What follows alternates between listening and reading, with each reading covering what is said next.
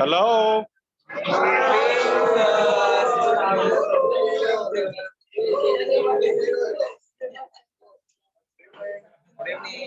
बैठो।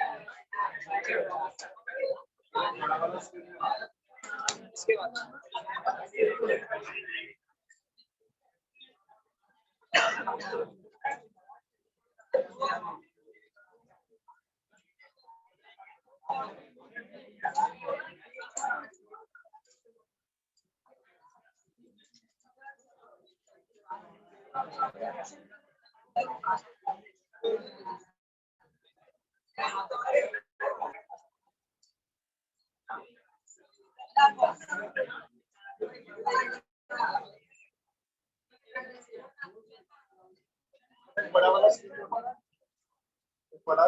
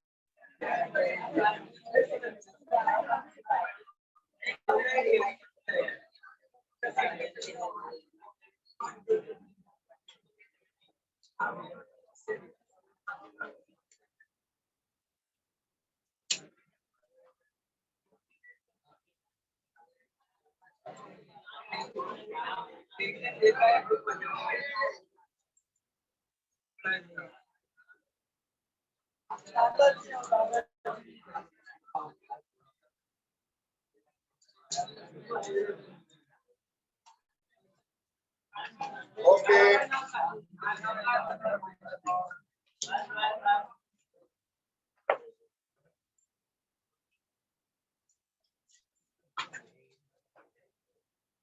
लास्ट इधर आजा, सतीश के बाजू में आना।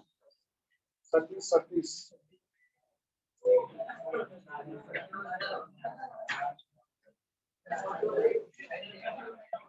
शिफ्ट।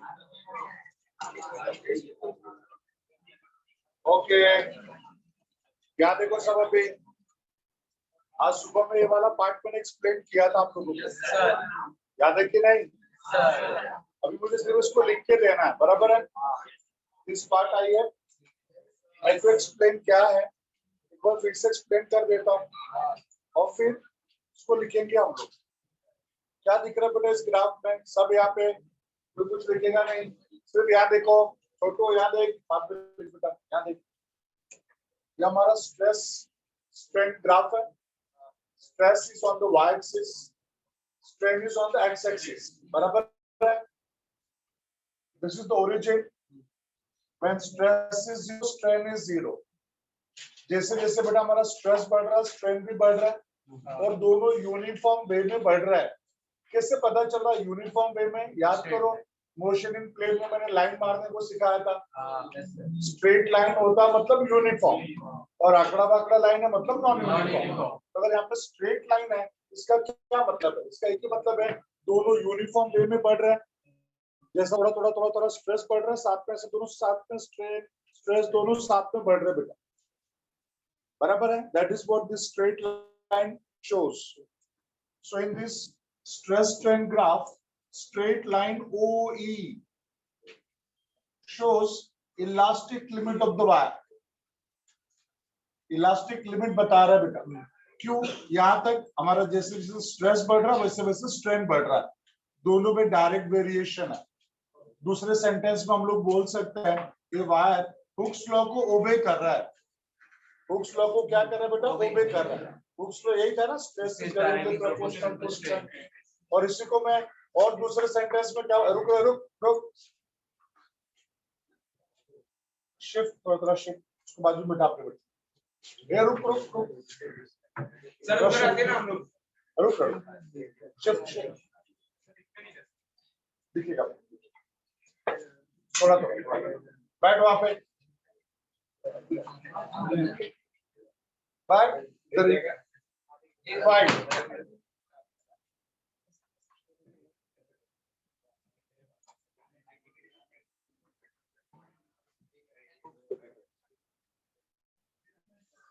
ओके ओके, सो हम दूसरे सेंटेंस में क्या बोल सकते हैं? जो मैंने बोला stress is directly proportional to strain means it obeys Hooke's law. दूसरे सेंटेंस में बोल सकता हूं डिफॉर्मेशन इज कंप्लीटली रिकवरेबल। उसके अंदर जितना भी इलोंगेशन हुआ है वायर के अंदर, उतना पूरा का पूरा इलोंगेशन क्या हो जाएगा बेटा? बोलो रिकवर हो जाएगा। जब भी फोर्स आई मीन जब वो वेट हैंग कर दिया उसका लेंथ क्या हो गया बेटा? बोलो ऐसा बढ़ गया। और जैसे मैं वेट को यहाँ से रिमूव कर दूंगा वो धीरे धीरे धीरे धीरे जितना भी इलोंगेशन हो गया था पूरा का पूरा क्या हो जाएगा? रिकवर हो जाएगा। एंड दैट्स व्हाई हम बोलेंगे कि कहां पे है? With in elastic limit. But अगर इलास्टिक लिमिट को क्रॉस कर देते हैं हम लोग और उस पर और ज्यादा वेट हैंग करते हैं तो देखो हमारा ग्राफ यहाँ पे कर्व हो गया है। कर्व का मतलब क्लियर मीनिंग बताया था, कर्व सरफेस का मतलब नॉन यूनिफॉर्म। नॉन यूनिफॉर्म मतलब क्या हो रहा है? अभी तक क्या हो रहा था? थोड़ा स्ट्रेस थोड़ा स्ट्रेन, स्ट्रेस स्ट्रेन दोनों यूनिफॉर्म वे में बढ़ रहे थे। अब क्या हो जाएगा बेटा? बोल, स्ट्रेस बढ़ेगा थोड़ा सा, उसके कंपैरिजन में स्ट्रेन ज्यादा बढ़ेगा बेटा।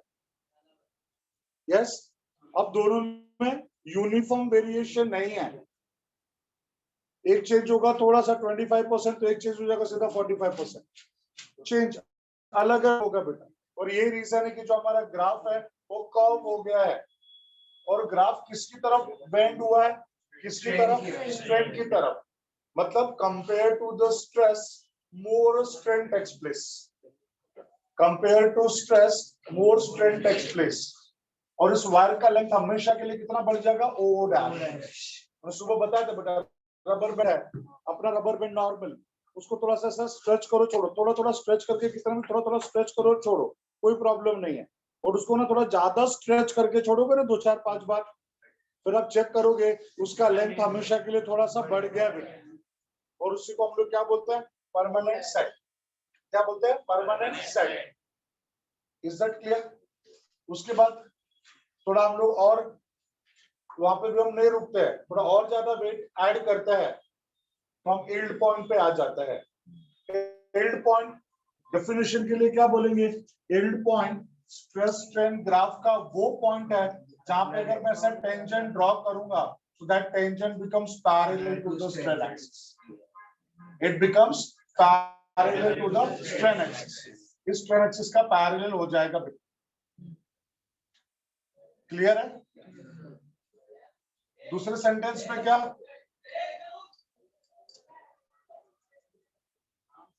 दूसरे सेंटेंस में क्या?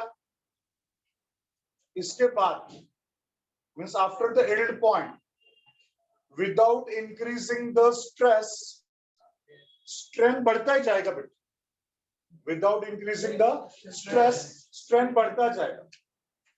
मतलब उसके बाद क्या होगा? उसका टूटना फिक्स्ड हो जाता है। और वो जो फ्लो हो रहा है, मतलब फ्लो हो रहा है मतलब क्या? स्ट्रेस उतना ही, हम स्ट्रेस को नहीं बढ़ा रहे और स्ट्रेन धीरे धीरे धीरे से बढ़ता ही जाएगा बेटा। उसको हम क्या बोलते हैं? Plastic flow. प्लास्टिक का मतलब बताया ना बेटा, जो जितना इजीली डिफॉर्म होता है उसको उतना ज्यादा प्लास्टिक बॉडी बोलेगी। तो फिर अब उसका टूटना फिक्स हो, सा बोलते हैं ना, सब बहता जाएगा, ऐसा फ्लो होता जाएगा एक तरह से, इसको प्लास्टिक फ्लो बोलते हैं। और फिर जहां से टूटना होगा वहां पे एकदम नैरो हो जाएगा, पतला हो जाएगा बेटा। And finally hope you are getting the reason. मेरा बात सबको समझा? तो ये हमारा बेटा स्ट्रेस स्ट्रेन ग्राफ का एक्सप्लेनेशन। ठीक है, चलो जरा एक बार मैं लिखाता हूँ, लिखो सब लोग, राइट डाउन।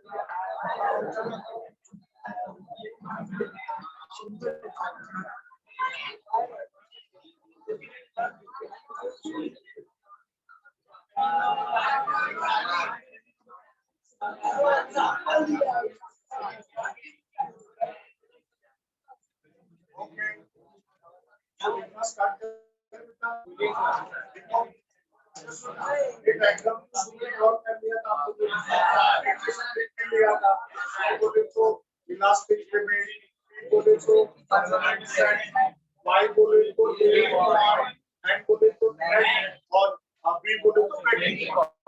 ये सारे पॉइंट्स ऑलरेडी लिखा हम लोगों ने, ठीक है। चलो अभी लिखो, लिखो बाद में ड्रॉ करना।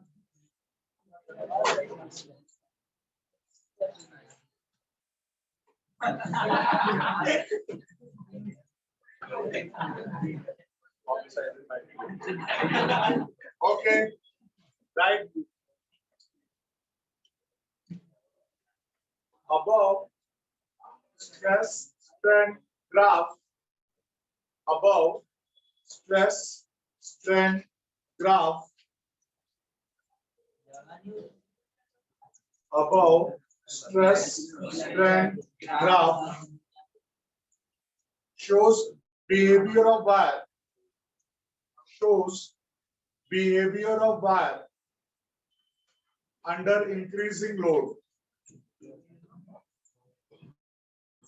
Shows behavior of wire. Behavior of wire under increasing load. क्या बोला मैंने? Above stress strain graph shows behavior of wire under increasing load. Yes. अभी ना उसमें हेडिंग डालो इलास्टिक लिमिट। हेडिंग डालो elastic limit.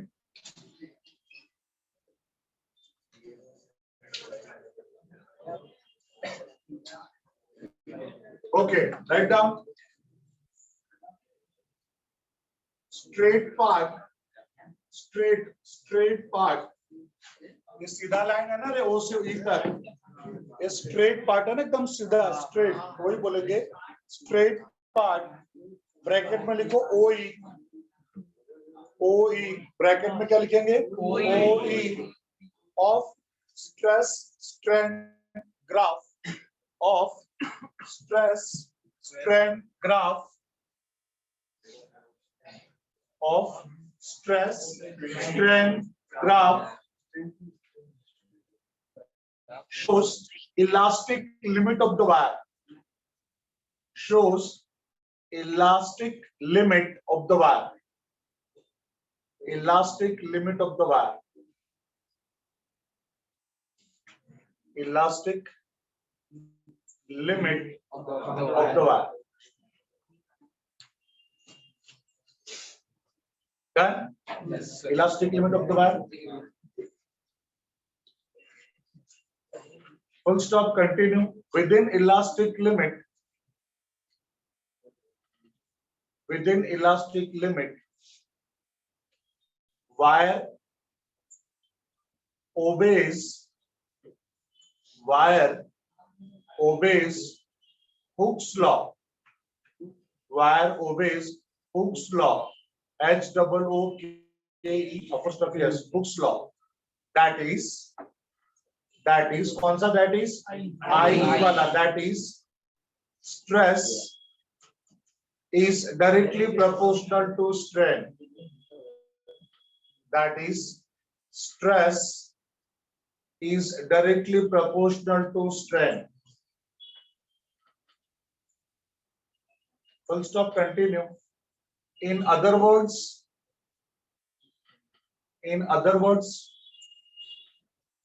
within elastic limit, In other words, within elastic limit,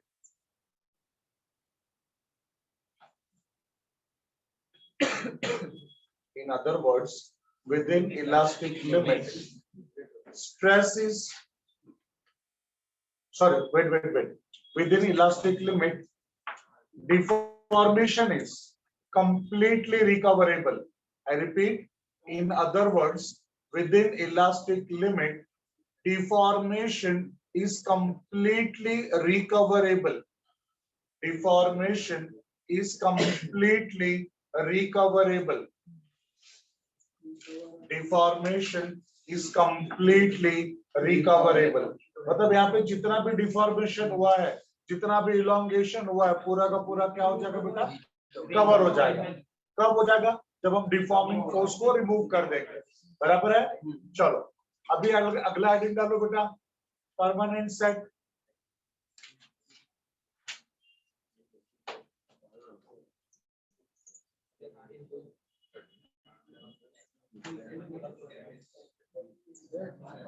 बोलो, write down.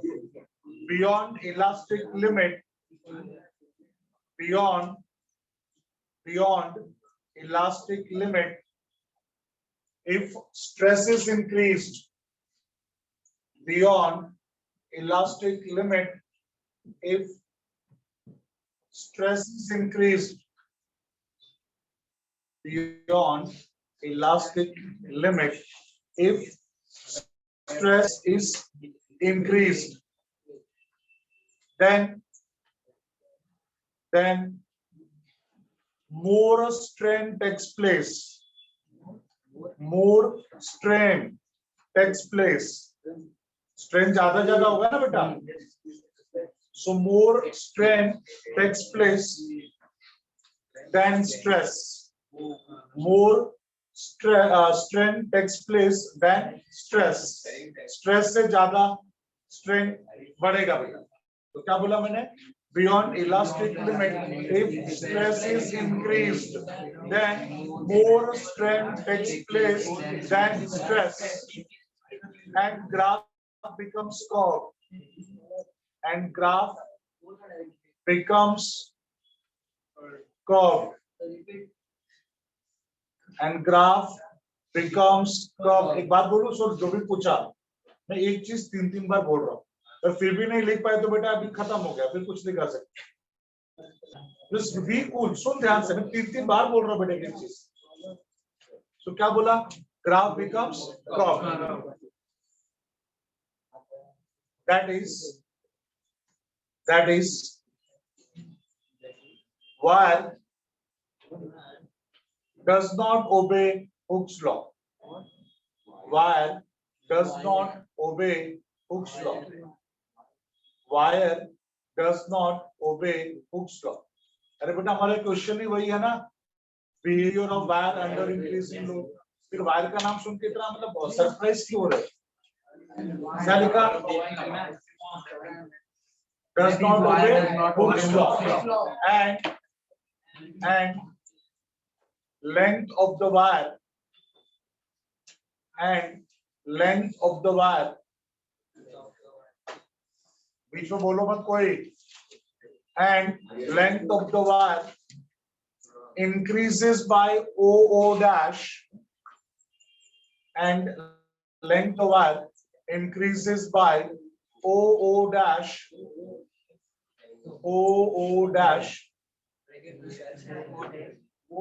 permanently. OO dash permanently. OO dash permanently. Called permanent set. Called permanent set. उसका length हमेशा के लिए बढ़ जाता है बाय OO dash. उसी को हम लोग क्या बोलेंगे बेटा? बोलो.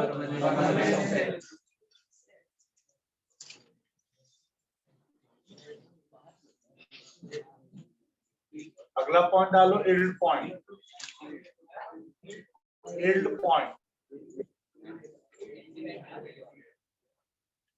YIELD, yield point. Write down.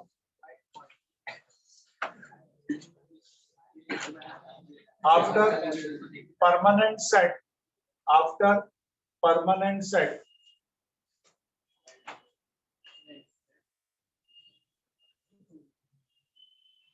after permanent set, if stress is increased, if stress is increased, if stress is increased, then wire reaches to yield point. Then wire reaches to yield point. Then wire reaches to yield point. Wire reaches to yield point. Full stop, continue. Yield point is a point. Yield point is a point in stress strain graph. Yield point is a point in stress strain graph at which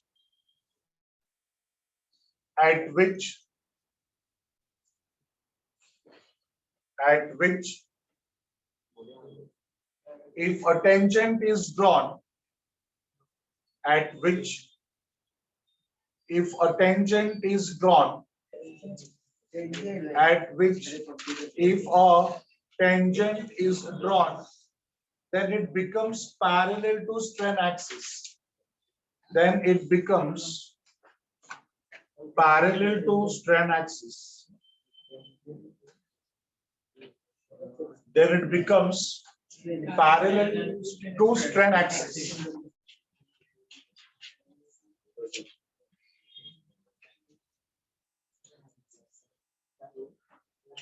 ठीक है, next para में लिखो, next para में लिखो, beyond yield point, beyond yield point, beyond yield point, बेटा चाहिए तो हम इसको क्या हेडिंग डाल सकते हैं, बेटा पता है, breaking point.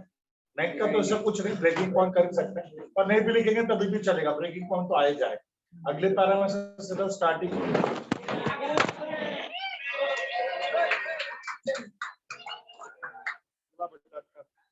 Her bar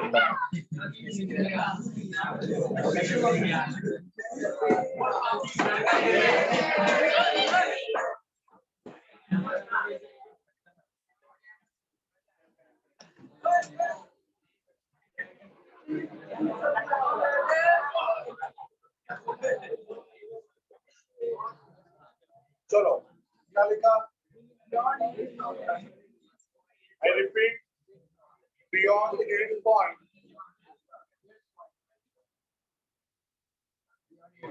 beyond yield point, without increasing the stress, without increasing the stress, without increasing the stress, strain continues. Without increasing the stress, strain continues. Without increasing the stress, strain continues. Called plastic flow. Called plastic flow. Called plastic flow. Hence, wire forms a neck. Hence, wire forms a neck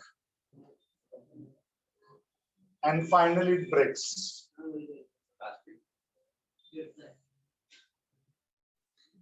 And finally it breaks. हो गया बेटा? तो ये हो गया हमारा behaviour of wire under increasing load. क्या किया हम लोगों ने? ग्राफ ड्रॉ किया, जो जो टर्म से इंट्रोड्यूस किया सबके बारे में लिख दिया, हो गया 3 मार्क्स। ठीक है,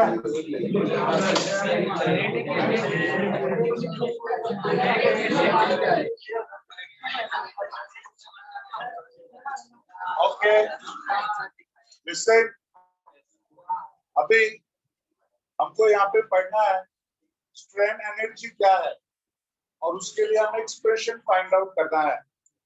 what is strain energy, find expression for it, और उसके लिए हमें एक्सप्रेशन फाइंड आउट करना बेटा। तो सब जरा ध्यान से सुनेंगे, स्ट्रेन एनर्जी क्या है और उसका एक्सप्रेशन क्या होगा। देखो एक सिंपल सा पॉइंट जो मैंने आपके साथ पहले भी डिस्कस किया है इसके बारे में कि हमेशा वर्क कहाँ करना पड़ता है, फोर्स के अगेंस्ट में। अगर वर्क नहीं, अगर फोर्स नहीं होगा तो क्या वर्क डन करना पड़ेगा, नहीं करना पड़ेगा। दूसरी बात मैंने भी आपके साथ डिस्कस किया था इस टॉपिक में कि हर बॉडी के अंदर इंटरनल रिस्टोरिंग फोर्स होता है। Every body possess internal restoring force, और उस इंटरनल रिस्टोरिंग फोर्स का प्रॉपर्टी क्या है बेटा, बोलो। What is property of internal restoring force? वो कभी भी एक्टिवेटेड फॉर्म में नहीं होता। वो कब एक्टिवेट होता है, जब कोई बाहर का फोर्स अप्लाई होगा, then only it get activated. और एक्टिवेट होके क्या करता है, जो डिफॉर्मिंग फोर्स है उसे अपोज करता है। उसके बावजूद भी अगर हमने बॉडी को डिफॉर्म कर दिया है तो after removal of deforming force body को उसके ओरिजिनल डायमेंशन में लेके आए। बराबर है ना। तो ये मान ले बेटा कोई भी एक बॉडी है, ऐसे एनी बॉडी हो गई, एनी बॉडी दिख रहा है, बॉडी सबको दिख रहा है बेटा। इसके अंदर एक इंटरनल रिस्टोरिंग फोर्स है। मैं इसको बोलूंगा भाई थोड़ा ऐसा टिल्ट हो जा, डिफॉर्म हो जा, तो ये होगा अपनी मर्जी से डिफॉर्म। आई मीन हमारी मर्जी से भी डिफॉर्म होगा, होगा बिना फोर्स अप्लाई किया, बिना वर्क डन किए तो नहीं होगा। तो अगर हमारी बात नहीं सुनेगा, डिफॉर्म नहीं होगा, तो हमें उसको डिफॉर्म करना पड़ेगा। और डिफॉर्म करने के लिए इसके ऊपर हम लोग क्या किए बेटा, बोल, फोर्स अप्लाई किया। देख जब तक हम लोग, अरे मत बोल, तेरे को बोला बस। क्या देखो, इस बॉडी को डिफॉर्म करने के लिए हम इसके ऊपर ऐसा फोर्स अप्लाई करूंगा। बहुत क्लियर सी बात है, जब तक मैं फोर्स अप्लाई नहीं करूंगा इसके अंदर का इंटरनल रिस्टोरिंग फोर्स एक्टिवेट नहीं होगा। पर जैसे मैं ऐसा फोर्स अप्लाई किया बेटा, इसके अंदर का इंटरनल रिस्टोरिंग फोर्स क्या हो गया, एक्टिवेट। और वो मुझे क्या करेगा, अपोज करेगा, डिफॉर्म नहीं करने देगा। और उस इंटरनल रिस्टोरिंग फोर्स के अगेंस्ट में मैं इसके ऊपर क्या करूंगा बेटा, बोल, वर्क कर। और जो वर्क डन मैंने किया है, जो भी वर्क डन मैंने किया बेटा, वही वर्क डन इसके अंदर स्टोर हो गया एज अ पोटेंशियल एनर्जी। उसी को हम लोग बोलते हैं स्ट्रेन एनर्जी। और उसको छोड़ दूंगा, देख ओरिजिनल डायमेंशन में लेके आ, तो बोल सकते हैं उसका इंटरनल स्टोरेज फोर्स लेके आया, या ऐसा भी बोल सकते हैं उसके अंदर का जो स्टोर्ड एनर्जी है वो उसकी मेन पोजीशन तक लेके आया। दोनों एक ही बात है, क्योंकि हम लोगों ने वर्क डन तो फोर्स के अगेंस्ट में किया था। तो ये मेरी बातें सबको समझ में आ रही बेटा, मैंने क्या बोला, पक्का सबको समझा, फाइन। तो अगर किसी ने आपसे पूछा व्हाट इज स्ट्रेन एनर्जी, तो आप बोलोगे in order to deform a body work has to be done against internal restoring force of the body. That work done stores in the body as an energy called stored energy or potential energy. मेरी बात सबको समझ में आए, पक्का सबको याद रहेगा। चलो राइट डाउन, पहले क्वेश्चन लिखो, what is strain energy, what is strain energy, find expression for it. What is strain energy, find expression for it.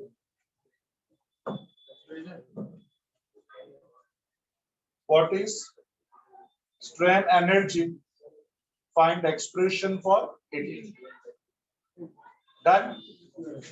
Okay. अब लिखो बेटा सब लोग,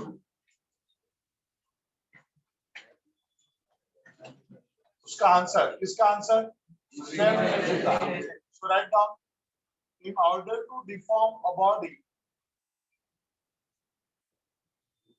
in order to deform a body, work has to be done.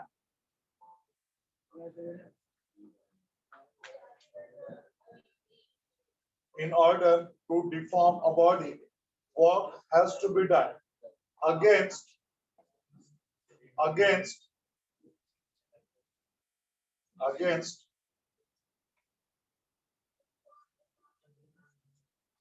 internal restoring force. I repeat, in order to deform a body, work has to be done against internal restoring force of the body. Against internal restoring force of the body. Against internal restoring force of the body. Which stores in the body. Which stores in the body as an energy. Which stores in the body as an energy called strain energy. Called strain energy.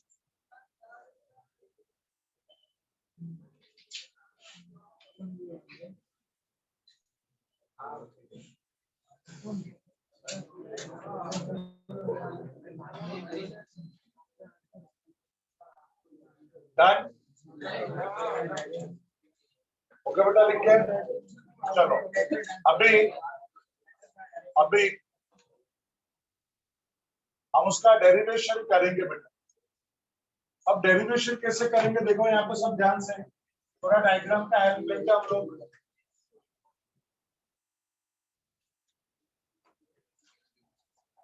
पहले समझने का कोशिश करो, कोई बोलो बात।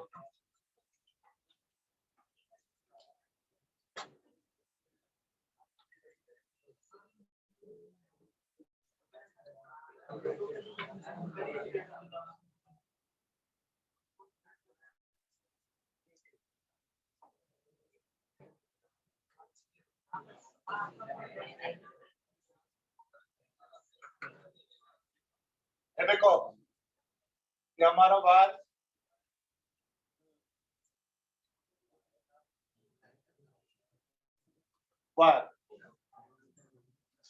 बीच में बना रहे मच्छर को।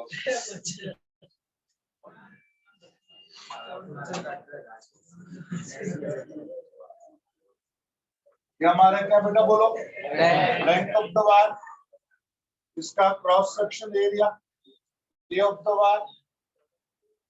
बेटा जब आप इसके ऊपर एक फोर्स अप्लाई करेंगे इसको डिफॉर्म करने के लिए, तो इसका लेंथ, पहली बात तो लेंथ बाद में बढ़ेगा, उसके पहले उसके अंदर क्या क्रिएट हो जाएगा बेटा बोलो, इंटरनल स्टोरिंग फोर्स। और हमें उस इंटरनल स्टोरिंग फोर्स के अगेंस्ट पे क्या करना पड़ेगा, वर्क करना। तो हम ऐसा मान लेते बेटा उस फोर्स के अगेंस्ट में मेरा छोटा सा डिस्प्लेसमेंट क्या है, dx। उसके लिए छोटा सा डिस्प्लेसमेंट क्या बेटा बोलो, dx। उसके लिए मुझे छोटा सा वर्क डन करना पड़ेगा, dw। छोटा सा डिस्प्लेसमेंट dx, जिसके लिए छोटा सा वर्क डन क्या करना पड़ेगा, dw। मुझे समझो उसको थोड़ा और आगे तक डिस्प्लेस करना है, उसको थोड़ा और ज्यादा इलोंगेट करना है, तो मुझे टोटल कितना वर्क डन करना पड़ेगा वो हमें फाइंड आउट करना है। यहाँ पे देख बेटा, इसको हम बोलते हैं कैलकुलस मेथड। अभी राम सर अपना चेहरा दिखा के गए यहाँ से, राम सर पढ़ाएंगे बेटा आप लोगों को कैलकुलस। बेटा अभी तक सर वहां तक पहुंचे नहीं रहोगे, क्योंकि बेटा पहले लिमिट होगा, डेरिवेटिव होगा, तब इंटीग्रेशन होगा। बेटा एक सीरीज रहता है, जब तक लिमिट नहीं आएगा डेरिवेटिव नहीं आएगा, डेरिवेटिव नहीं आएगा तो इंटीग्रेशन नहीं आएगा, तो वो सीरीज है। ठीक है, तो उसका मतलब क्या है, इसके पहले भी मैंने बताया है, शायद फिर से बता देता। इंटीग्रेशन और डेरिवेटिव ये सब मैथमेटिकल फार्मूलाज है। इंटीग्रेशन और डेरिवेटिव ये सब मैथमेटिकल फार्मूलाज है। डेरिवेटिव का यूज क्यों होता है, कोई बड़ा सा इफेक्ट, बड़ा सा वैल्यू आपको पता है और उसका छोटा सा इफेक्ट आपको चाहिए, तो यू शुड डिफरेंशिएट इट। कोई छोटा सा वैल्यू आपको पता है और उसका बड़ा सा इफेक्ट या बड़ा सा वैल्यू चाहिए, यू शुड इंटीग्रेट इट। तो जब छोटा से बड़ा वैल्यू चाहिए, बड़ा इफेक्ट चाहिए, यू शुड इंटीग्रेट, और बड़ा से छोटा चाहिए तो यू शुड डिफरेंशिएट। ये दोनों का मीनिंग समझा क्या है। अब देख बेटा, हमारा कैलकुलस मेथड क्या कहता है, कि कभी भी हमको टोटल इफेक्ट अगर फाइंड आउट करना है, टोटल फोर्स या टोटल वर्क कुछ भी, तो पहले हम लोगों ने उसका छोटा सा इफेक्ट फाइंड आउट करना है और बाद में उसको क्या करना है, इंटीग्रेट, तो हमको उसका टोटल इफेक्ट आ जाए। बेटा ये मेथड है, समझा? तो यहाँ पे भी मैं वही कर रहा हूँ। ये हमारा वायर है, जरा ध्यान से देखो कैसे प्लान करेंगे इसको। कोई भी हमारा वायर है, जिस वायर का लेंथ क्या है बेटा, बोलो L। वायर का लेंथ क्या है, L। उसका क्रॉस सेक्शन एरिया है A, और जब उसके ऊपर मैं फोर्स अप्लाई करूंगा F, उसका इलोंगेशन हो जाएगा स्मॉल है। यही पढ़ा ना हम लोगों ने, मत बोलो बीच में, यही हम लोगों ने डिस्कस किया है ना कि कोई भी वायर है, मान लो L, इसका क्रॉस सेक्शन एरिया है A, जब हम उसके ऊपर एक फोर्स अप्लाई करेंगे उसको डिफॉर्म करने के लिए, उसको इलोंगेट करने के लिए, और उसका इलोंगेशन L हो जाता है, तो उसका यंग्स मॉडुलस का फॉर्मूला क्या है, y equals to FL upon A small l। याद करो, यही लिख के दिया था, चेक कर लो यंग्स मॉडुलस में, चाहिए तो चेक कर लो, यंग्स मॉडुलस में यही लिख के दिया है।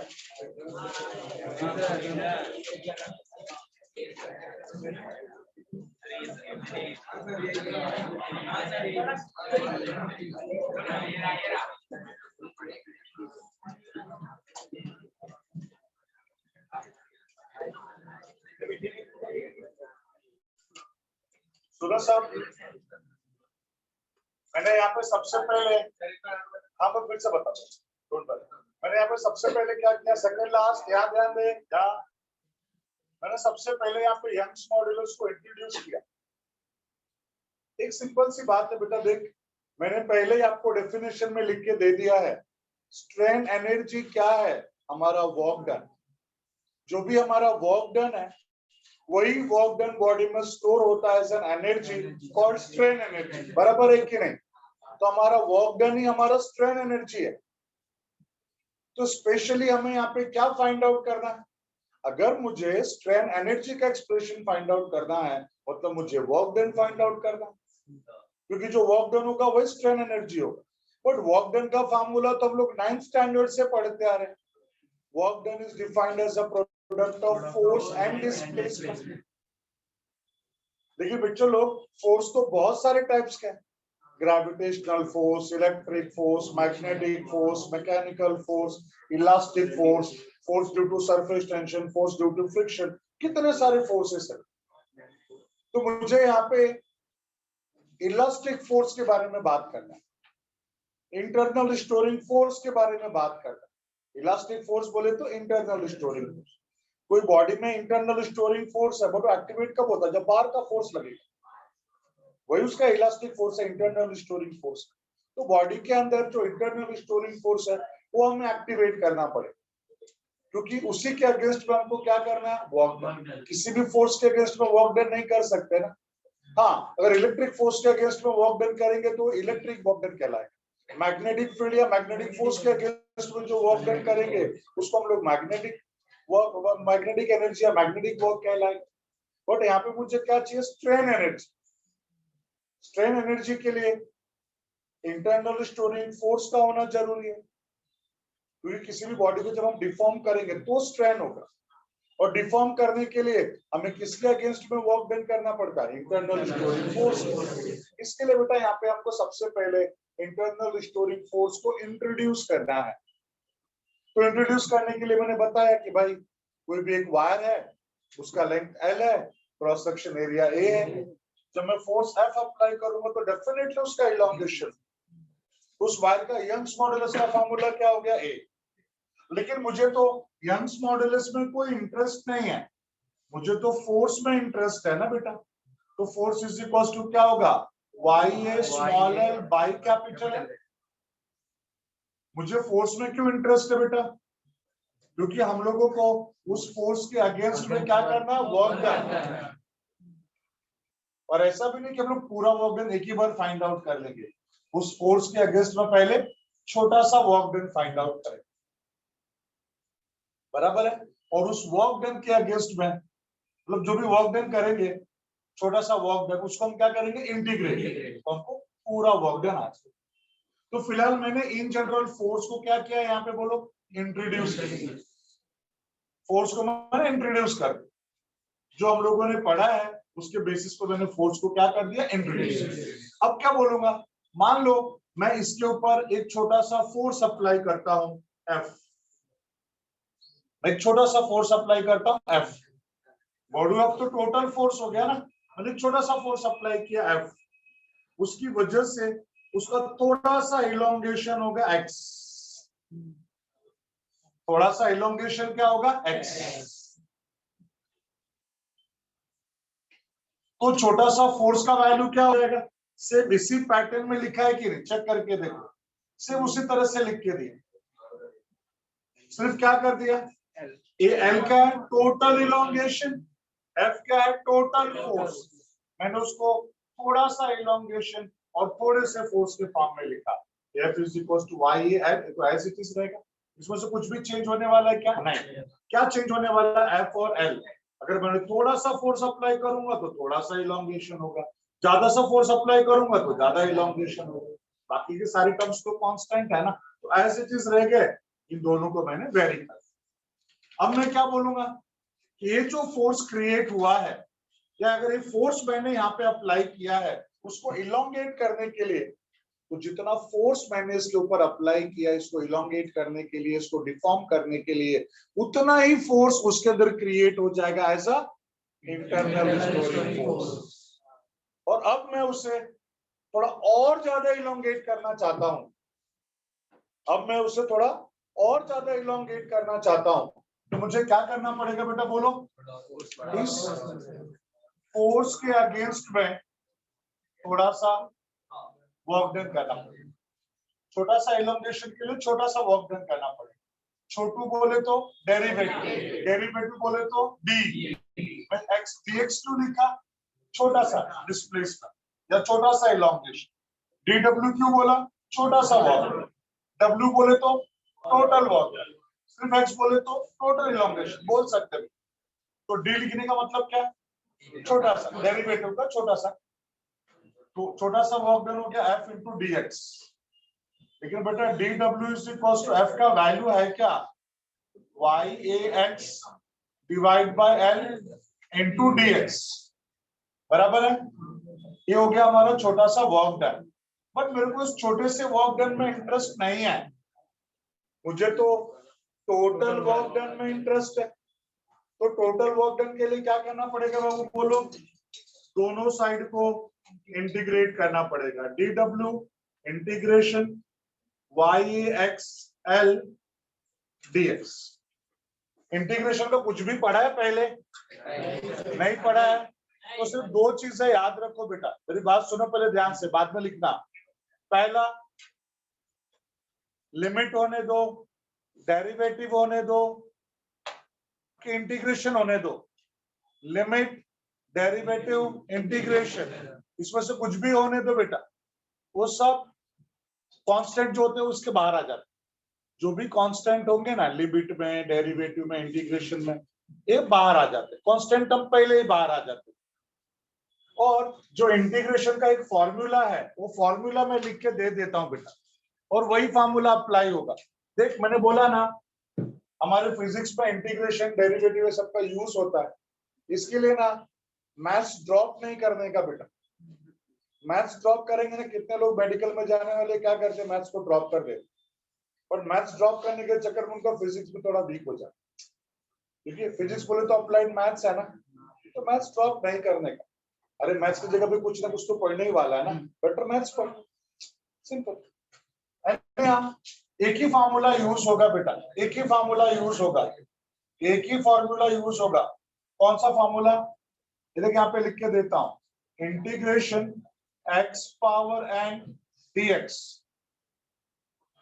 इंटीग्रेशन एक्स उसका पावर है एन और dx, तो इसका फार्मूला हो जाएगा x power n+1 upon n+1, बस ये फार्मूला याद रखोगे ना बेटा, तो फिजिक्स में यूज होने वाला जो इंटीग्रेशन है ना ऑलमोस्ट सारे इस पे सॉल्व हो जाएंगे, और भी दो चार फार्मूले यूज होते हैं लेटर ऑन, बट बेसिक सिर्फ इतना याद रखो, इंटीग्रेशन का ये फार्मूला याद रखो, integral x power n dx। क्या बोलते हैं? Integral x power n dx का फॉर्मूला क्या है? X power n plus one upon n plus one. जो भी पावर है उसमें वन ऐड कर दो और वो सेम पावर को डिनोमिनेटर में भी लिख दो, हो गया हमारा काम। याद रहेगा सबको? तो integration of x power n dx का क्या होगा? X power n plus one upon n plus one. याद रहेगा सबको? अब हम क्या करेंगे बाबू? देखो, अब हम यहाँ पे क्या करेंगे? हम ये फार्मूले को यहाँ पे अप्लाई करेंगे। पहली बात, अच्छा एक और फार्मूला आप लोगों ने उसमें देखा भी होगा मैथमेटिकल मेथड्स में, इंटीग्रेशन ऑफ dx क्या हो जाता है? x। इंटीग्रेशन ऑफ dy क्या हो जाता है? y। इंटीग्रेशन ऑफ dw क्या हो जाएगा? w। अरे d बोले तो डेरिवेटिव, डेरिवेटिव बोले तो छोटू, बट छोटू से बड़ू कब होगा? जब छोटा निकल जाएगा, तो d निकल जाएगा तभी तो बड़ा होगा ना। तो dx का x, dy का y, dw का w, उतना दिमाग में रखो। अब उसको इंटीग्रेट करेंगे। ध्यान से देखो प्लीज, सब ध्यान से देखो यहाँ पे। इंटीग्रेशन ऑफ dw क्या होगा? dw का, अच्छा एक बात और बेटा, यहाँ पे हम क्या करेंगे? 0 से w, 0 से l, इसको हम बोलते हैं लिमिट इंटीग्रेशन। क्या बोलते हैं बेटा? बोलो, लिमिट इंटीग्रेशन। आप बोलोगे सर लिमिट इंटीग्रेशन क्या है? चलो एक छोटा सा एग्जांपल देता हूँ बेटा, एक छोटा सा एग्जांपल। मैं ऐसा बोलता हूँ, all 11 standard students of fusion science classes, all 11 students of Mumbai, of Maharashtra, of India, of Asia, of world, of universe, अब सब में आ गए कि नहीं? देखो उसका दुबई ना वर्ल्ड से बाहर है। पॉइंट समझा मेरा बेटा? कितना सारा कलेक्शन हो गया ना। आपको किसका टोटल चाहिए? फ्यूजन का टोटल चाहिए, मुंबई का चाहिए, महाराष्ट्र का चाहिए, इंडिया का, एशिया का, वर्ल्ड का, यूनिवर्स का, किसका टोटल? टोटल तो बहुत सारे हैं ना, किसका टोटल? उसको हम बोलते हैं लिमिट इंटीग्रेशन। भाई मेरे को सिर्फ मुंबई का टोटल चाहिए, मुझे सिर्फ फ्यूजन का टोटल चाहिए, मुझे सिर्फ महाराष्ट्र का चाहिए, उसको हम लिमिट अप्लाई कर देते हैं, integration till Mumbai, till Maharashtra. तो ऐसा बेटा यहाँ पर भी हम लोगों ने लगा दिया इंटीग्रेशन 0 से w, और यहाँ पे हो जाएगा 0 to l। क्यों 0 to l? अगर मैंने कोई वर्क डन नहीं किया तो यहाँ पे कोई भी इलोंगेशन नहीं होगा, और अगर मैंने w वर्क डन किया तो इलोंगेशन क्या होगा? l। इसको बोलते हैं लिमिट इंटीग्रेशन। ये देखो अभी सॉल्व करो तो dw का क्या हो जाएगा बेटा? बोलो, w, देख लिखा है dw का क्या होगा? w से लिखता हूँ फॉर्मूले से, इससे क्या होगा? dw का w, इसका लिमिट क्या है? 0 to w, यहाँ पे 0 और यहाँ पे w। यहाँ पे देख बेटा y a l सब आउट, क्या बच जाएगा? Integration 0 to l x dx, x dx बराबर है। अब यहाँ पे देख इंटीग्रेशन का फॉर्मूला अप्लाई कर दिया ना बेटा। अब देख ये है हायर लिमिट, ये है लोअर लिमिट। फॉर्मूला अप्लाई करने के बाद क्या करते हैं हम लोग? इसको 2 बार लिखते हैं, जो भी आंसर आया उसको 2 बार लिखेंगे विद माइनस साइन। जैसे यहाँ पर भी w माइनस यहाँ पर भी w। समझा मैंने क्या बोला? w को 2 बार लिखा। क्यों 2 बार लिखा? फर्स्ट प्लेस पे हायर लिमिट, सेकेंड प्लेस पे लोअर लिमिट। तो w का हायर लिमिट क्या है? w दिया है, यहाँ पे w रहने दो, और लोअर लिमिट क्या है? 0। यहाँ पे क्या हो जाएगा? समझा मैंने क्या किया? जो भी आंसर आया उसको higher limit minus lower limit हो गया। दूसरे side y a l as it is. अब इसका फॉर्मूला क्या होगा बेटा? ध्यान से देखो, अगर सिर्फ dx होता तो x हो गया होता, बट यहाँ पे x भी है और x का पावर कुछ नहीं है, मतलब 1 है। इसका पावर कुछ भी नहीं है, मतलब 1 है। तो इंटीग्रेशन का फॉर्मूला क्या हो जाएगा बेटा? x power 1 plus 1 upon 1 plus 1, limit वही 0 से l। सोच समझ के बेटा, जो मैंने कुछ किया समझ रहा सबको? क्या किया मैंने? YL as it is,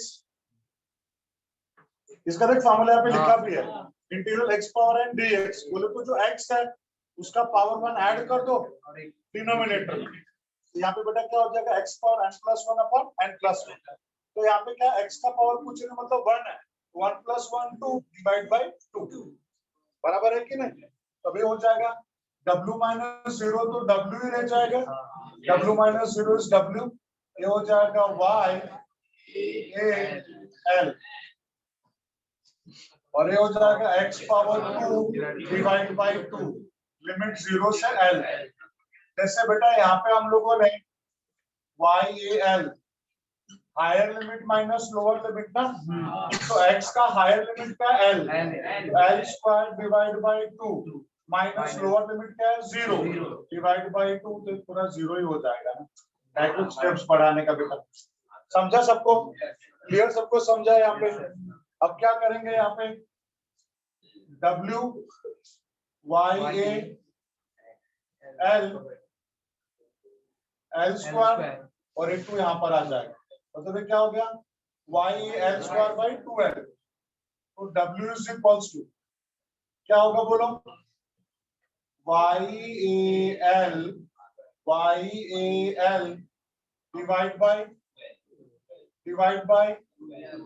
l, सुनना डिवाइड बाय l, एक l यहाँ पे और हाफ को साइड में ले लेते हैं,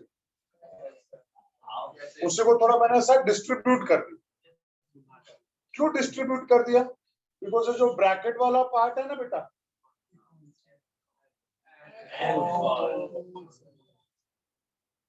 ठीक है, therefore w is equals to half l, half fl बराबर है, और क्या बोलेंगे, since work done stores as an energy called strain energy, therefore strain energy के लिए क्या लिखेंगे U, क्या लिखेंगे U R F L, ये हो गया बेटा हमारा एक्सप्रेशन।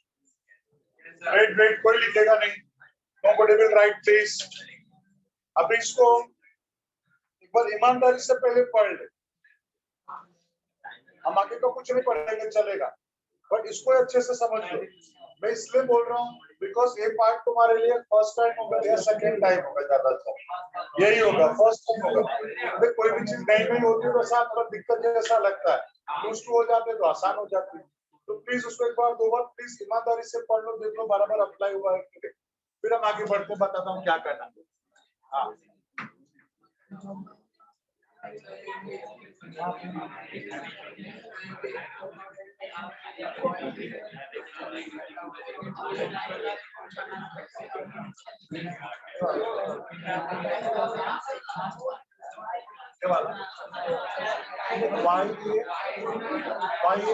बाहर आ गया यहाँ का x और dx, मेरी बात सुन, हेलो हेलो मेरी बात सुन, अभी तुम्हारे मन में ऐसा आता है कि सर आपने x को बाहर क्यों नहीं लिया, तो x तो वेरिएबल है ना, वो कांस्टेंट थोड़ी ना है, हमारा फोर्स बढ़ेगा तो x बढ़ेगा, फोर्स कम होगा तो x कम होगा, वो वेरिएबल टर्म है, वो बाहर नहीं आएगा, जो कांस्टेंट होगा वही बाहर आएगा। हाँ वो FL अपॉन AL कहाँ से है, उसकी जगह कुछ और भी तो ले, कहाँ पे बोल, फर्स्ट वाला बेटा देख याद कर, तेरा ध्यान किधर था बाबू, नहीं बोला, उसने बोला ना, अच्छा मैं तेरे को डिमोरलाइज नहीं कर रहा हूँ, बट इसका जवाब दिया था मैंने, बोला था देख तेरे को किस चीज का एक्सप्रेशन चाहिए, स्ट्रेन एनर्जी का, स्ट्रेन एनर्जी क्या होता है, वर्क डन क्या होता है, फोर्स इनटू डिस्प्लेसमेंट, तो डिस्प्लेसमेंट कुछ भी ले सकता है, बट यहाँ पे फोर्स को हमें इंट्रोड्यूस करना है, क्यों फोर्स को इंट्रोड्यूस करना, और यही फोर्स को क्यों, क्योंकि बेटा हमको स्ट्रेन एनर्जी चाहिए ना, अगर तेरे को इलेक्ट्रिकल एनर्जी बोला होता तो इलेक्ट्रिकल फोर्स तेरे को यहाँ पे डिफाइन करना पड़ता, समझा, अगर वो मैग्नेटिक पोटेंशियल एनर्जी बोला होता तो मैग्नेटिक फोर्स तेरे को लाना पड़ता था यहाँ पे, बट यहाँ पे तेरे को कौन सा फोर्स लाना पड़ेगा, इंटरनल रिस्टोरिंग फोर्स, और वो इसी वायर में ही रहेगा ना, इसके लिए वायर से मैंने ऐसा इंट्रोड्यूस किया, आया ना। एक बात बता छोटू, कल कोई बोलो मत बीच में, कल तू डायरेक्टर बनेगा किसी मूवी का, कोई स्क्रिप्ट तेरे दिमाग में होगा तो उसके हिसाब से कैरेक्टर्स को चूज करेगा कि नहीं, प्लान करेगा तब बनाएगा ना, ऐसा तो होगा नहीं। ये सब तो स्टोरी के जैसा ही है, मुझे क्या प्रूव करना उस पार्ट को प्रूव करना है, उसके लिए मुझे क्या क्या चाहिए पहला प्लान करना पड़ेगा, वो फोर्स को इंट्रोड्यूस करना पड़ेगा, तब होगा ना। समझा मेरी बात? कोई समझा तेरे को? वही मैंने तुझे कुछ और दे सकता है, लेकिन मेरे को क्या चाहिए, स्ट्रेन एनर्जी, उसके लिए क्या चाहिए, इंटरनल स्टोरिंग फोर्स, इसके लिए वाला ही मामला है। क्लियर है सबको? अभी भी कोई कुछ लिखेगा नहीं?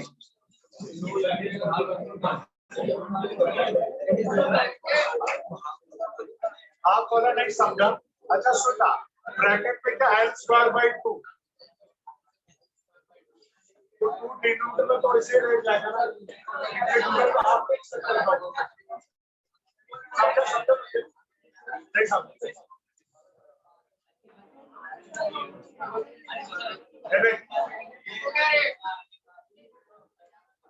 कैसा है? अगर यहाँ पे ऐसा होता है y and डिवाइड बाय 2, 2 को साइड में कर दें,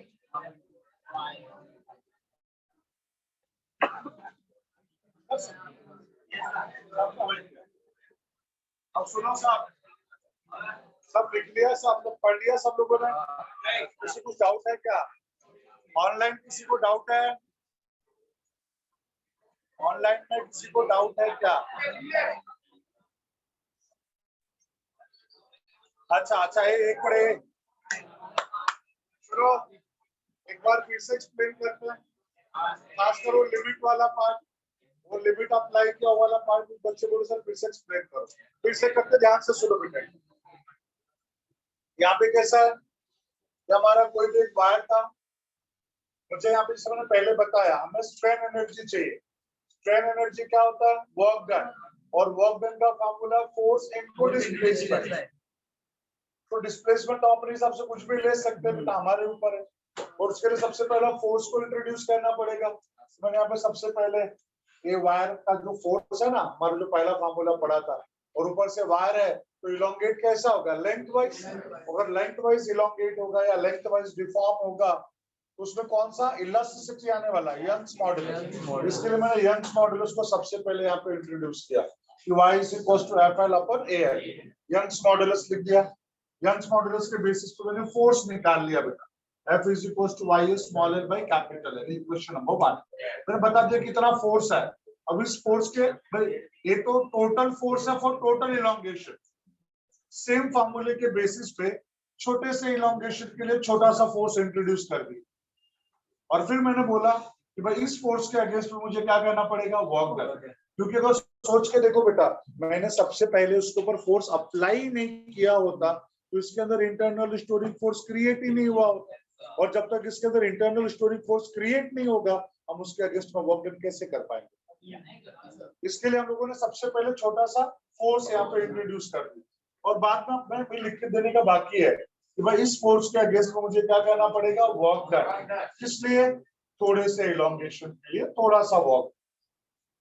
फिर इसके बाद हम लोग आगे यहाँ पे जो फोर्स का वैल्यू उसको मैंने इंट्रोड्यूस कर दिया है, और अगर एक छोटा सा वर्क डन है छोटे से इलोंगेशन के लिए, तो total work done total elongation के लिए क्या हो जाएगा, तो दोनों साइड इंटीग्रेट करना पड़ेगा।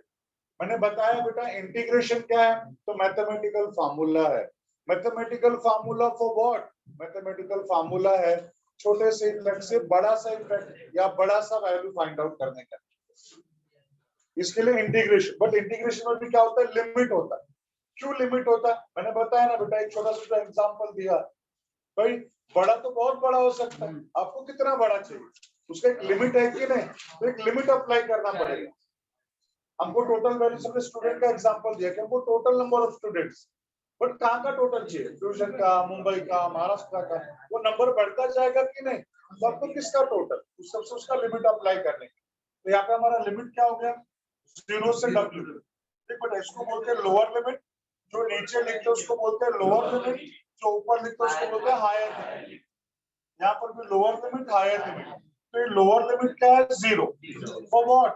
0 इलोंगेशन। अगर मुझे कोई इलोंगेशन ही नहीं करना है, कोई वर्क डन भी नहीं करना पड़ेगा। बट अगर मेरा इलोंगेशन L है तो मेरा वर्क डन क्या होगा? W। यहाँ तक क्लियर है? फिर हमने क्या किया बेटा, बोलो? dw का W 0 से W, YA बड़ू L X dx। बेटा क्या क्या देख, YAL कांस्टेंट है ना, बाहर ले लिया, X और dx बच गए, उसको मैंने क्या कर दिया? इंटीग्रेट। बोला ना बेटा, लिमिट होने दो, डेरिवेटिव होने दो और इंटीग्रेशन होने दो। जो कांस्टेंट पार्ट होता है क्या हो जाता है? बाहर आ जाता है। आगे बाहर ये लोग, ये दोनों बच गए। अब इसका डेरिवेटिव क्या मैंने लिख के दिया? dx होगा तो x, dy होगा तो y, dw होगा तो w, dw का w होगा। इंटीग्रेशन साइन हट गया, मैंने उसको अप्लाई कर दिया, तो इंटीग्रेशन साइन हट गया, dw का w हो गया, लिमिट 0 से w, तो 0 से w। क्लियर है? Okay, that is equals to YAL, इसको x dx ऐसे रख दिया। अब यहाँ पे आ जाओ बेटा ध्यान से, यहाँ पे क्या बोला मैंने बाद में? जो भी आंसर आया उसमें higher limit minus lower limit, तो हायर लिमिट था W, लोअर लिमिट था 0, इसलिए W माइनस 0। क्लियर है यहाँ तक? W माइनस 0 equals to YAL as it is. यहाँ पे क्या बच गया? Integral x dx। तो फार्मूला क्या होगा? ये वाला फार्मूला। इंटीग्रेशन का पावर अगर n है तो n+1 अपन n+1, और यहाँ पे x का पावर कुछ भी नहीं है, कोई भी पावर नहीं, मतलब 1 है, 1+1 2 डिवाइड बाई 2, वही लिख दिया 1+1 1+1। तो यहाँ पे क्या होगा? YAL आउट, यहाँ पे क्या हो जाएगा बेटा बोल? x² डिवाइड बाई 2, 0 से L, तो W equals to YAL as it is. Higher limit क्या है? L, लोअर लिमिट क्या है? 0, तो ये हो जाएगा L² by 2 minus 0 divide by 2, 0 divide by 2 0 हो गया, L² बाई 2, तो W equals to YAL as it is, L² यहाँ पे और नीचे का 2 यहाँ पे, इस 2 को बाहर ही ले लिया, हाफ YA बड़ू L और L² को L इंटू L लिखा। क्यों? बिकॉज इस ब्रैकेट की जगह पर मैं क्या लिख सकता हूँ? कैपिटल है। ये होता है।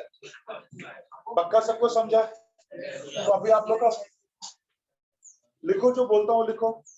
ये डायग्राम ड्रॉ करो, डायग्राम की जरूरत नहीं है वैसे, और डायग्राम ड्रॉ करो, लिखो जो बोलता हूँ लिखो। Explanation,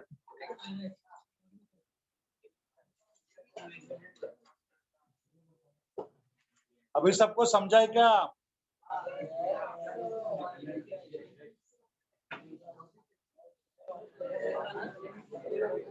okay,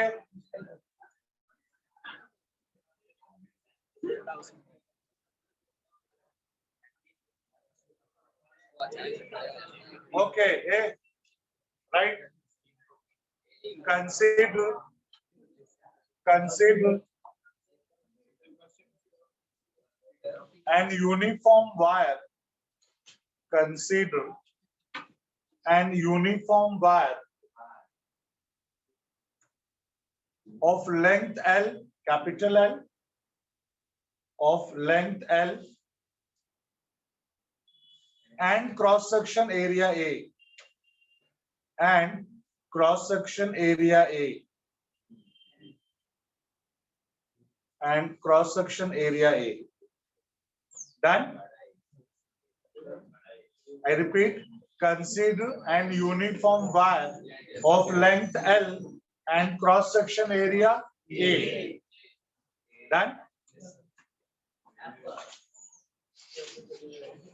Let F, capital F, let F, capital F, दोनों बोले तो अरे बेटा एक ही ऐप है ना, कैपिटल है, अपने 2 बार लिखा नहीं, कैप लिखा, स्मॉल एफ लिखा, बट यहाँ पे हम किसको इंट्रोड्यूस करें? कैपिटल है, इसके लिए मेंशन कर रहा हूं। क्या लिखा? Let F, capital F, be the deforming force acting on the wire. Let capital F be the deforming force acting on the wire, deforming force acting on the wire, acting on the wire,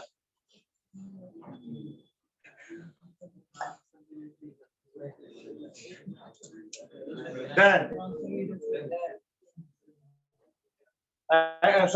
acting on the wire, and L be the elongation, small l, and small l be the elongation, and small l be the elongation.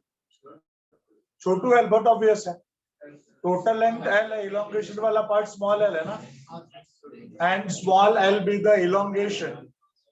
Then Young's modulus of the wire is given by. Then Young's modulus of the wire is given by. ये लिख लो बेटा.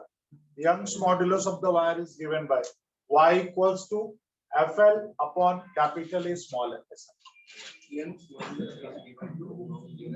Young's modulus equals to capital FL upon A small l. इसको लिखो, उसके नीचे इसको लिख लो, equation number 1 तक लिख लो बेटा.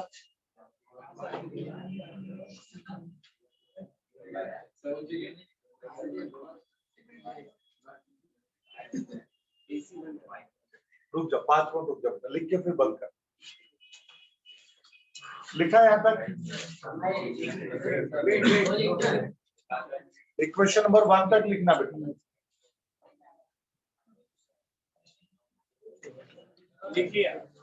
Let, अगले लाइन से लिखो, let small f be the, let small f ऐसा, small f be the internal restoring force in the wire. Let F be the internal restoring force of the wire, and X, small x, small x, and small x be the elongation, small x be the elongation. Then it is given by. Then it is given by.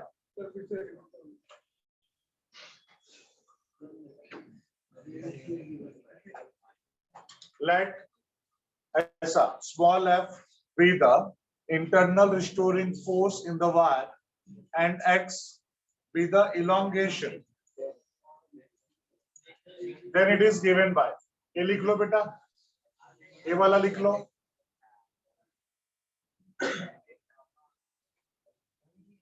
ये हो गया, ये वाला step हो गया. लिख के नीचे लाइन से लिखो, नीचे लाइन से लिखो. In order to elongate the wire further, in order to elongate the wire further,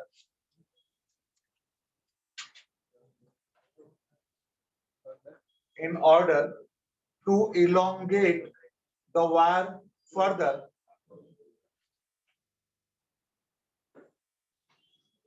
elongate the wire further, work has to be done. In order to elongate the wire further, work has to be done against, work has to be done against force due to surface tension. Work has to be done against force due to surface tension.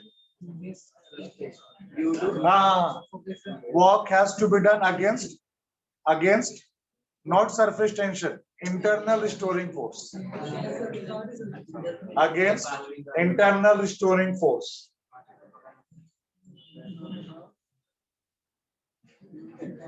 क्या बोला? Work has to be done against internal restoring force. Against internal restoring force. Full stop, continue. Let dW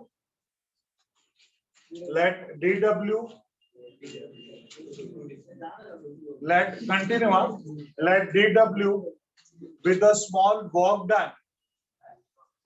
Let DW with a small work done. Let DW with a small work done for small elongation dx. यहाँ देखो, for small elongation dx, then it is given by. Then it is given by. Let DW with a small work done for small displacement dx, then it is given by dw equals to f dx. Yes.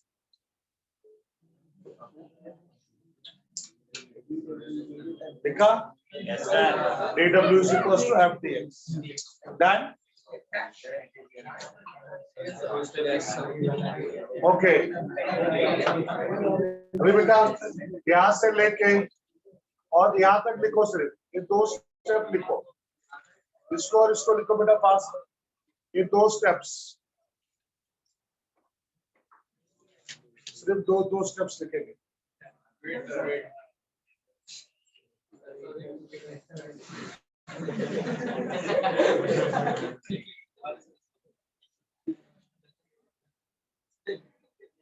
बेटा अगर हंस के हो गया तो जरा concentrate करेंगे, चीज ये ज्यादा जरूरी है। बेटा हो गया यहाँ तक? इसके रिचुअल लाइन पे लिखो, लेट W ऐसा, late W be the total work done. Let W be the total work done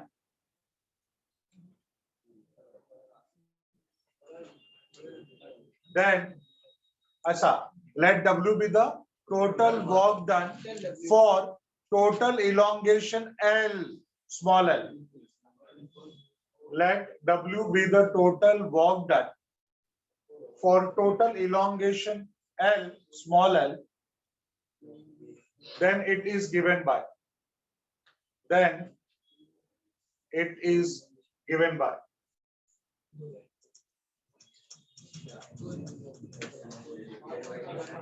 बेटा आप यहां से लेके पूरा छाप लो लास्ट तक, यहाँ से स्टार्ट करके वहां तक पूरा छाप लो जल्दी।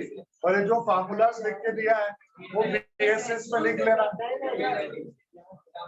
बेटा। यहाँ से 1 2 यहाँ तक तो लिख ही चुके ना, यही से बात किया ना।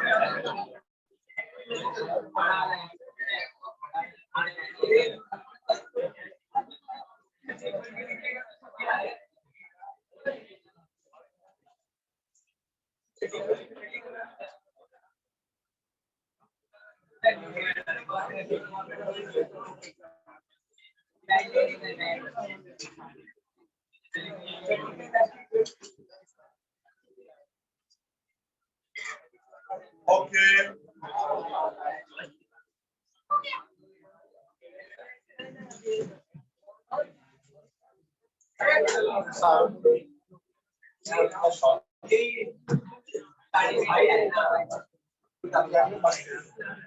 एक दिन पढ़ गया ना 6 महीने के लिए भूखा रहोगे आप।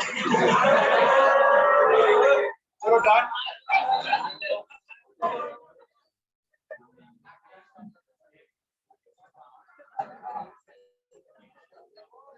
कॉमेडी सर्कल चलता रहे। चलो डन हो गया। इसका बाकी है। अब ये क्वेश्चन अभी खत्म नहीं हुआ है, थोड़ा बाकी है अभी।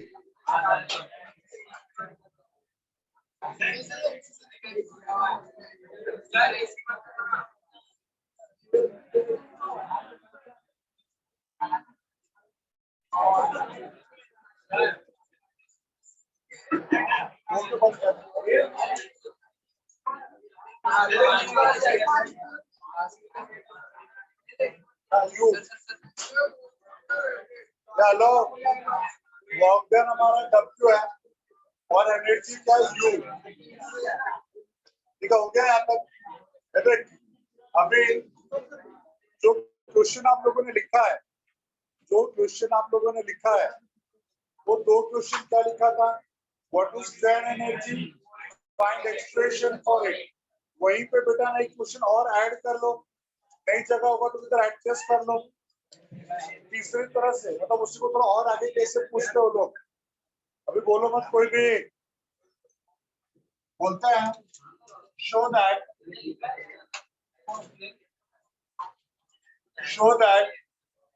Strain energy, show that strain energy per unit volume, strain energy per unit volume. ये देख यहाँ पे स्ट्रेन एनर्जी है तो U और वॉल्यूम के लिए V। Strain energy per unit volume ये होता है हाफ स्ट्रेस इनटू स्ट्रेन, या इसी को ऐसा भी बोल सकते हैं, that is half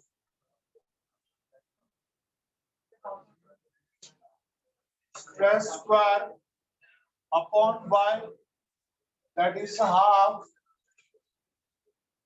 strain square into y। समझा बेटा? क्वेश्चन को थोड़ा और आगे प्रोसीड कर देते हो लोग और बोलते हो जो आप लोगों ने स्ट्रेन एनर्जी फाइंड आउट किया ना, अब आगे क्या प्रूव करो, वो strain energy per unit volume कितना होगा, half stress into strain, half stress square upon y, half strain square into y। Prove करो बेटा ये सब, ठीक है। सो प्रूव करें सबको।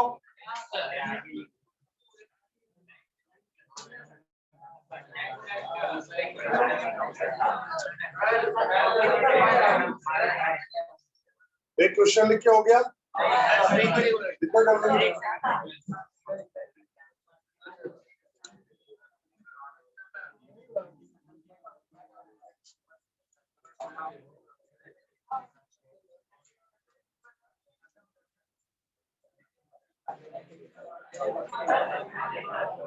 ओके, क्लास में बैठा है, थोड़ा शांत रहिए। देख बेटा, यहाँ तक हमारा सॉल्व करके हो गया। एक क्वेश्चन मैंने ऐड किया, उसको भी कंप्लीट करते। देखो कैसे हम लोग यहीं से हेडिंग, ऐसा हेडिंग डालेंगे, since strain energy per unit volume equals to क्या होगा बेटा, बोलो, U बाई V बराबर है, that is equals to U क्या है, हाफ FL फाइंड आउट किया है, और वायर का वॉल्यूम क्या होगा, area into length, area into length, यहाँ पे लिख दूंगा एरिया इंटू लेंथ, उसको ऐसे भी लिख दूंगा half F upon A small l by capital L,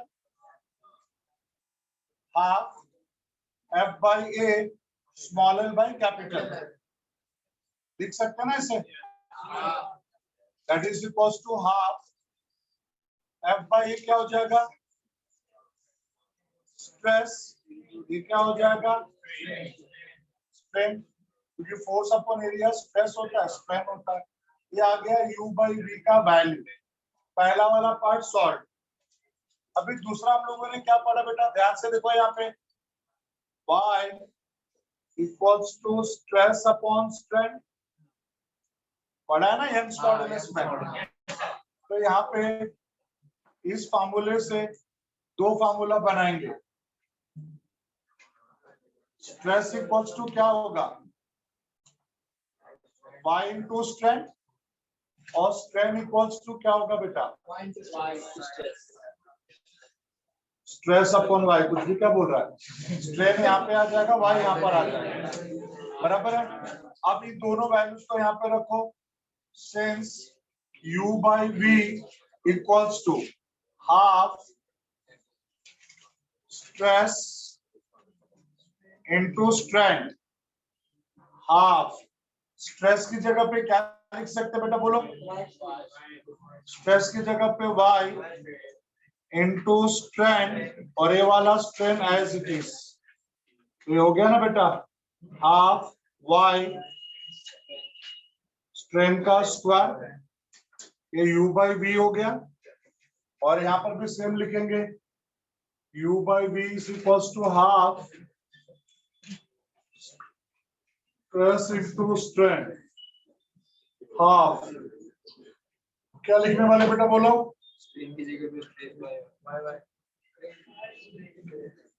stress को एज इट इज रहने दो, और स्ट्रेन की जगह पे स्ट्रेस अपॉन y, ये भी हो गया ना, half stress square upon y, U by V। याद रहेगा सबको, पक्का, छाप लो।